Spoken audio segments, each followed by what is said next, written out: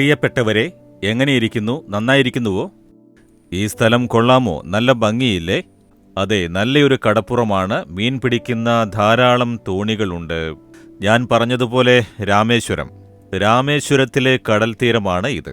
മീൻ പിടിക്കുന്ന തൊഴിൽ കൊണ്ടാണ് ഈ പട്ടണത്തിലുള്ള അനേകം പേര് അവരുടെ ജീവിതം നയിച്ചുകൊണ്ടിരിക്കുന്നത്. ഇതുകൊണ്ടാണ് അവർ ഉപജീവനം കഴിക്കുന്നത്. ഒരു കടലിൽ നിന്നും അതിൽ ജീവിക്കുന്ന മീനുകളെ കൊണ്ട് അനേകം കോടി ജനങ്ങളെ കർത്താവ് ജീവിതം നയിക്കാൻ ആക്കിയിരിക്കുന്നു എന്ന് കണ്ടോ? കടൽ സമ്പത്ത് എന്നത് കർത്താവ് തരുന്ന ആശീർവാദമാണ്. അതുകൊണ്ടാണ് കർത്താവ് ഈ മീൻ പിടിക്കുന്ന സഹോദരങ്ങളെ ആശീർവദിക്കുവാനായി നാം എപ്പോഴും പ്രാർത്ഥിക്കണമെന്ന് നമ്മെ ഓർമ്മിപ്പിച്ചുകൊണ്ടിരിക്കുന്നത്. കാരണം ജീവൻ പണയം വെച്ച് എത്രയോ ആപത്തുകളുടെ നടുവിൽ മീൻ പിടിക്കുന്ന തൊഴിലിനായി അവർ കടലിലേക്ക് പോകുന്നത്. കടലിൽ എപ്പോൾ ഏത് മാറ്റമുണ്ടാകുമെന്ന് ആർക്കും അറിയില്ല. അതിന്റെ നടുവിലാണ് അവർ പോയി വരുന്നത്. അതോർത്ത് ദൈവത്തെ സ്തുതിക്കണം, അവർക്ക് വേണ്ടി പ്രാർത്ഥിക്കണം. ശരി, ഇന്ന് ദൈവം നമുക്ക് തരുന്ന വാക്യം എന്താണെന്ന് വെച്ചാൽ 1 യോഹന്നാൻ 2-ാം അധ്യായം 15-ാം വാക്യത്തിൽ ദൈവം പറയുന്നു, ലോകത്തെയും ലോകത്തിലുള്ളതിനെയും സ്നേഹിക്കരുത്. നാം ദൈവത്തെയാണ് സ്നേഹിക്കേണ്ടത്. ദൈവത്തെയാണ് പൂർണ്ണ മനസ്സോടെ നാം സ്നേഹിക്കേണ്ടത്.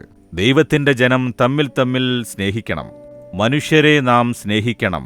ലോകത്തെയും ലോകത്തിലുള്ളതിനെയും നാം സ്നേഹിക്കരുത്. നാം ഈ ലോകത്തിലാണുള്ളത്. ലോകത്തിലുള്ളവരെ സ്നേഹിക്കാതിരിക്കാൻ സാധിക്കുമോ? ലോകത്തിലുള്ള കാര്യങ്ങൾ, നാം ലോകത്തിൽ നിന്നും വേർതിരിക്കപ്പെട്ടവരാണ് എന്ന ബോധം നമുക്കെപ്പോഴും ഉണ്ടാവണം.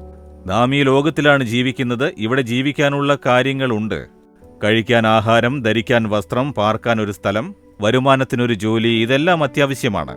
ഇതെല്ലാം ദൈവം തരും. ഈ ലോകത്തിലുള്ളവയെ സ്നേഹിക്കരുത് എന്നാൽ കണ്ണുകളുടെ ഇച്ഛ, ജഡീകമായ ഇച്ഛ, ജീവിതത്തിലുള്ള അഹങ്കാരം, ഇവയെല്ലാം മോഹങ്ങൾ ഉണ്ടാക്കുന്ന കാര്യങ്ങളാണ്. പാപത്തെ ഉണ്ടാക്കുന്ന കാര്യമാണ്. ഗർവത്തെ ഉണ്ടാക്കുന്ന കാര്യമാണ്. ഇവയെല്ലാം പിശാച് കൊണ്ടുവരുന്നവയാണ്.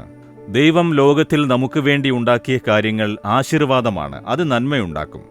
പാപത്തെ ഉണ്ടാക്കുന്ന കാര്യങ്ങൾ പിശാചിനാൽ ഉണ്ടാക്കപ്പെട്ട് ഈ ലോകത്തിൽ അത് ശക്തിയായി പ്രവർത്തിച്ചുകൊണ്ടിരിക്കുന്നു. അതിനാൽ നിങ്ങൾ അതിനെ സ്നേഹിക്കാൻ പാടില്ല. മോഹിപ്പിക്കുന്ന കാര്യങ്ങളെ സ്നേഹിക്കരുത്, ഗർവമുണ്ടാക്കുന്ന കാര്യങ്ങളെ സ്നേഹിക്കരുത് എന്ന് ദൈവം പറയുന്നു. അപ്പോൾ നാം ലോകത്തിൽ ജീവിച്ചാലും ലോകത്തിലുള്ളവയെയൊക്കെ സ്നേഹിക്കാതെ ജീവിക്കാനായി നമുക്ക് വഴികളുണ്ടാക്കിയ ദൈവത്തെ നാം സ്നേഹിക്കണം. അതിലുള്ള അനുഗ്രഹങ്ങളെ സ്നേഹിച്ച് അവ നേടണം എന്നല്ലാതെ പിശാചി ലോകത്തിന്റെ അധിപതിയായി പ്രവർത്തിക്കുന്നു. അവന്റേതായ കാര്യങ്ങളെ സ്നേഹിച്ച് അതിലകപ്പെടാൻ പാടില്ല.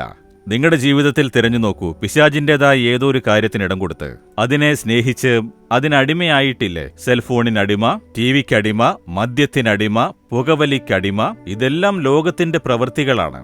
അതിനടിമയായി നിങ്ങളതിനെ സ്നേഹിച്ചിരിക്കുന്നത് കൊണ്ട് സാത്താൻ കുറേശ്ശെയായി അതിനെ നിങ്ങളെ അടിമയാക്കി ഇന്ന് നിങ്ങളുടെ ജീവിതത്തെ അവൻ നശിപ്പിച്ചുകൊണ്ടിരിക്കുന്നു. അതിനെ സ്നേഹിക്കാതെ അതിൽ നിന്നും പുറത്തു വരൂ. ദൈവത്തെ സ്നേഹിക്കൂ. ദൈവത്തിന്റെ കാര്യങ്ങളെ സ്നേഹിക്കൂ. അപ്പോൾ നിങ്ങൾ ആശീർവദിക്കപ്പെടുന്നതാണ്. ഇപ്പോൾ പറയുമോ, കർത്താവേ, ഈ ലോകത്തിൻ്റെതായ മോഹങ്ങൾ ഉണ്ടാക്കുന്ന, ഗർവമുണ്ടാക്കുന്ന ഒരു കാര്യത്തെയും ഞാൻ സ്നേഹിക്കാൻ പാടില്ല. ഞാൻ അങ്ങയെയും അങ്ങയുടേതായ കാര്യങ്ങളെയും സ്നേഹിച്ച് അങ്ങയുടെ ഇഷ്ടപ്രകാരം നടക്കണം. അതിനെന്നെ സമർപ്പിക്കുന്നു. യേശുവിന്റെ നാമത്തിൽ ആമേൻ, ആമേൻ.